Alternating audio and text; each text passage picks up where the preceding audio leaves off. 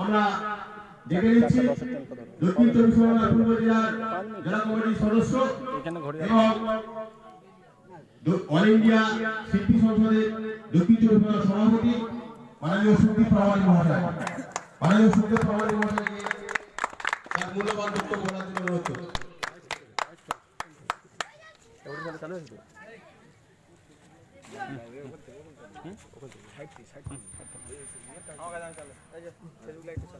चला ना तुम बोलते हैं ना बोलते हैं फेसबुक लाइट थी चला चला चला है लाइट चलছে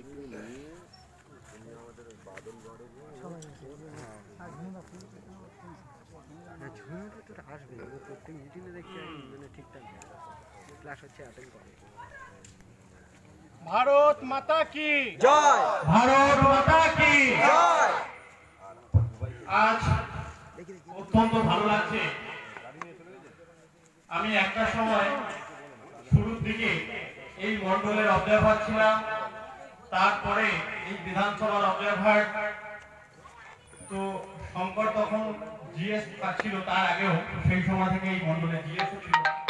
তো খুব ভালো লাগছে যে একটা গ্রামের মধ্যে আজকে এই পথসভা চলছে। এই পথসভায় উপস্থিত রয়েছেন আমাদের জেলার সহসভাপতি, আমাদের সকলের প্রিয় দাদা বিপ্লব দা, আমার দাদা জেলা কমিটির সদস্য কমল দা, সুব্রত দা, মন্ডল সভাপতি আমার ভাতৃপতি শঙ্কর, সুজিত এবং অনেকের নাম নেওয়া আছে না, প্রচুর সবাই পরিচিত।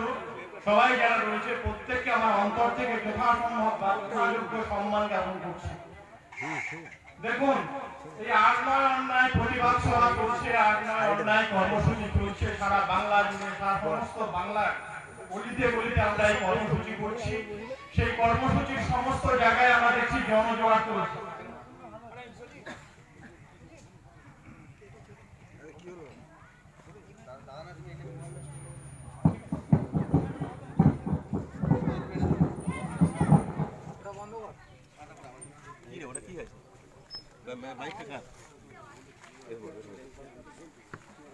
তো সমস্ত জায়গায় এই কর্মসূচি চলছে সারা বাংলা জুড়ে। আর আমরা যারা জেলা বা রাজ্য বা মন্ডল স্তরের বুথ স্তরের যারা কর্মীবৃন্দ আছি, প্রত্যেকেই আমরা কার্যক্রম করছি। কিন্তু আজকের এই গ্রামের মধ্যে গ্রাম্য পরিবেশে দাঁড়িয়ে যে পথসভা চলছে, যে আটনয় অন্যায় কর্মসূচি চলছে ভারতীয় জনতা পার্টির, আমার পুরানো জায়গায় দাঁড়িয়ে আমি কতগুলো কথা বলতে চাই, মনের কথা, প্রাণের কথা। দেখুন, আপনারা ভারতীয় জনতা পার্টি কেন করবেন, কেন ভারতীয় জনতা পার্টিকে ভোট দেবেন, বা কেন ভারতীয় জনতা পার্টি সম্বন্ধে আপনাদের ইচ্ছা প্রকাশ করবেন, তার কারণ আপনাদের জানা দরকার। আমরা মানুষ, আমাদের ইচ্ছা আকাঙ্ক্ষা হচ্ছে আমি এবং আমার পরিবার এবং আমার সমাজ শান্তিতে থাক, সুস্থ থাক, ভালো থাক। কিন্তু জন্মের পর থেকে আমরা দেখছি কি, আজকে 34 বছরের বাম শাসন দেখেছি, 10 বছরের তৃণমূলের শাসনকাল দেখেছি। এই 44 বছর এবং তার পূর্বে স্বাধীনতার 1947 সালের পরবর্তী সময় কংগ্রেস শাসন আমরা দেখেছি। বাংলা কংগ্রেস আমরা সেই পরিবেশ যদি কেউ নষ্ট করে থাকে, তা একটা সময় হাত কংগ্রেস এবং বাংলা কংগ্রেস করেছিল। পরবর্তীকালে কে করেছে না, এই মার্ক্সবাদ লেনিনবাদী সিপিএম করেছে। আর আজকের দিনে দাঁড়িয়ে আজকে একের পর এক দিনের পর দিন প্রতিশ্রুতি দিয়েছে। গ্রাম বাংলায় মায়েদের বলেছে সেলফ হেল্প গ্রুপ করতে, বলেছে আশা কর্মীদের তাদের ব্যবস্থা করবে, বলেছে আইসিডিএস কর্মীরা যারা রয়েছে তাদের ব্যবস্থা করবে। কিন্তু একের পর এক মিথ্যা কথা বলে সেটা প্রমাণ করেছে। কিন্তু আজকে আমি বলে যেতে চাই, কাঁঠালবেড়িয়া অঞ্চলের এই সামান্য একটা বুথের অনুষ্ঠানে পথসভায় আপনারা জেনে রাখুন, শান্তি যদি কেউ ফিরিয়ে আনতে চায়, কেউ যদি সাম্য এবং স্বাধীনতা ফিরিয়ে আনতে চায়, কেউ যদি তার পরিবারকে সুস্থ সবল রাখতে চায়, কেউ যদি তার পরিবেশকে শান্তিতে বজায় রাখতে চায়, তাহলে অবশ্যই ভারতীয় জনতা পার্টির ছাত্র জায়গায় রাখতে হবে। কারণ ভারতীয় জনতা পার্টি মানে মানুষের কথা বলে, ভারতীয় জনতা পার্টি মানে একাত্ম মানব দর্শনের কথা বলে, ভারতীয় জনতা পার্টি মানে সর্বধর্ম সমন্বয়ের কথা বলে। তাই আমরা সর্বধর্ম সমন্বয় এবং একাত্ম মানব দর্শনে বিশ্বাস করি। সেই একটা দল, যে দল ক্ষমতায় আনেন, আপনার পরিবারে ভাই ভাই বিচ্ছেদ হবে না, আপনার পরিবারে স্বামী স্ত্রীর মধ্যে বিচ্ছেদ হবে না, আপনার পরিবারে শান্তি সাম্য বজায় থাকবে। তাই আজকে ভারতীয় জনতা পার্টি বৈষম্যের কথা বলে না বন্ধু, মনে রাখতে হবে বন্ধুরা। ভারতীয় জনতা পার্টি মানে সত্যিকারের মোদিজির আদর্শ এবং পণ্ডিত দীনদয়াল উপাধ্যায়ের আদর্শ নীতিকে মাথায় নিয়ে ভারত কেশরী শ্যামাপ্রসাদ মুখোপাধ্যায়ের নীতি এবং রীতি, তার চাওয়া পাওয়া আকাঙ্ক্ষাকে পরিসমাপ্ত করার জন্য আজকের সারা ভারতবর্ষ যখন জয়লাভ করছে, ভারতবর্ষে যেমন পদ্মফুল ফুটছে, সেই সময় এই ভারতবর্ষের একটা অঙ্গরাজ্য পশ্চিমবঙ্গের ঝাড়খণ্ডারি কিনা সেই ভারত কেশরী শ্যামাপ্রসাদ মুখোপাধ্যায়, যার সৃষ্টি এই ভারতীয় জনতা পার্টি, সেই ভারতীয় জনতা পার্টিকে বলা হচ্ছে যে এটা বাইরের দল, সেই ভারতীয় জনতা পার্টিকে বলা হচ্ছে এটা বিদেশি দল। লজ্জা লাগে না বন্ধু? মনে রাখতে হবে ভারতীয় জনতা পার্টি কোনো বাইরের দল নয়, ভারতীয় জনতা পার্টি কোনো বিদেশি কোম্পানি নয়।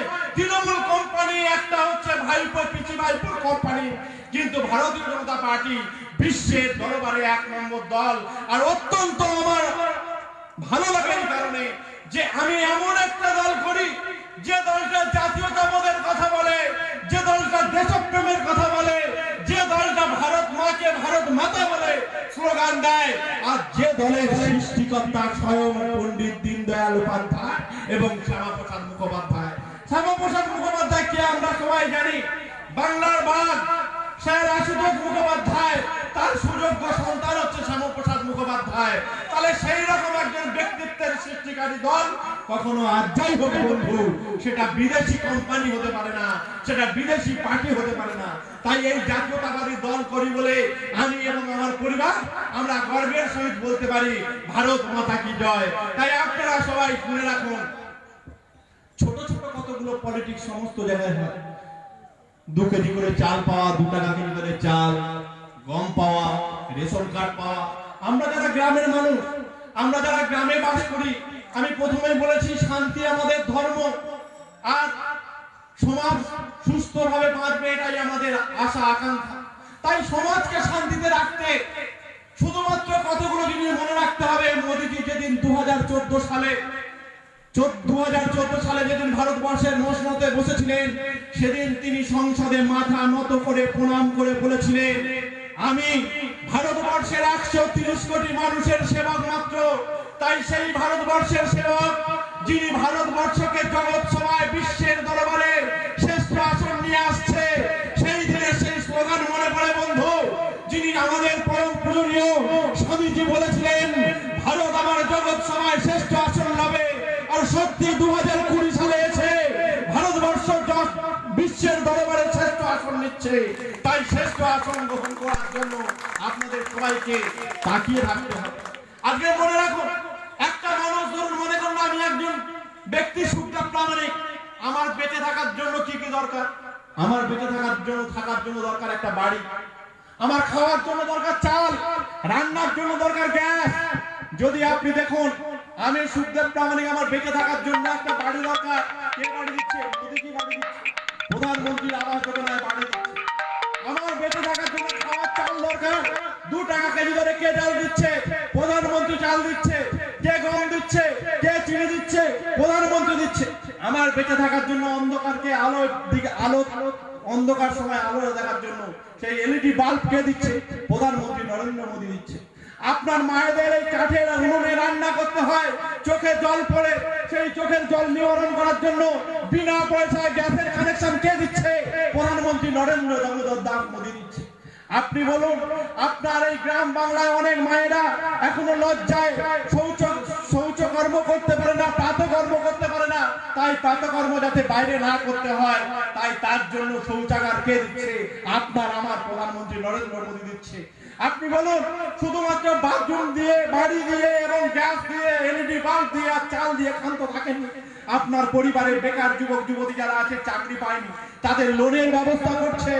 প্রধানমন্ত্রীর এমপ্লয়মেন্ট যোজনায় লোন দিচ্ছে 25 লক্ষ টাকা করে। আপনাদের সারা জীবন রোজগারের পর সেই রোজগারকে যদি আপনি বাড়িতে অসুস্থ হয়ে যায়, তার জন্য ডাক্তারকে দেখাবে, প্রধানমন্ত্রী নরেন্দ্র দামোদর দাস মোদী দেখাচ্ছে। 5 লক্ষ টাকা করে আয়ুষ্মান ভারত কার্ড দিয়েছে স্বাস্থ্য বীমা। আর এই নির্লজ্জ বেহায়াহীন সরকার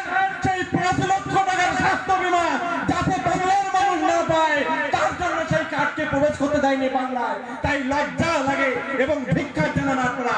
আর যাই হোক, এই তৃণমূল সরকার বাংলার মেহনতি খেটে খাওয়া মানুষের কথা বলে না, বাংলার মানুষ ভালো থাক সেটা কখনো চায় না। এটা হচ্ছে মেকি একটা নাটকীয় রঙ্গমঞ্চ, তাই নাটক করছে মমতা ব্যানার্জি। সেই নাটককে মুছে দেওয়ার জন্য আপনারা সবাই মিলে আসুন, সত্যিকারের বাংলাকে আমরা সোনার বাংলা করব। আর সোনার বাংলা করার জন্য এই ভারতবর্ষকে আমরা নতুন করে একটা ভারতবর্ষ করব, এবং যে ভারতবর্ষের মধ্যে অঙ্গরাজ্যের নাম হচ্ছে পশ্চিমবঙ্গ, যেখানে শস্য শ্যামল পরিপূর্ণ থাকবে, যেখানে মায়েরা বিনা পয়সার চিকিৎসা পাবে, যেখানে কৃষকেরা তাদের ফসলের দাম পাবে, কিষাণ সম্মান নিধি যেটা করা হয়েছে, কৃষকেরা টাকা পাওয়ার কথা, কিন্তু এই বাংলার জননেত্রীর নামে কলঙ্ক যে নেত্রী রয়েছে তিনি কিন্তু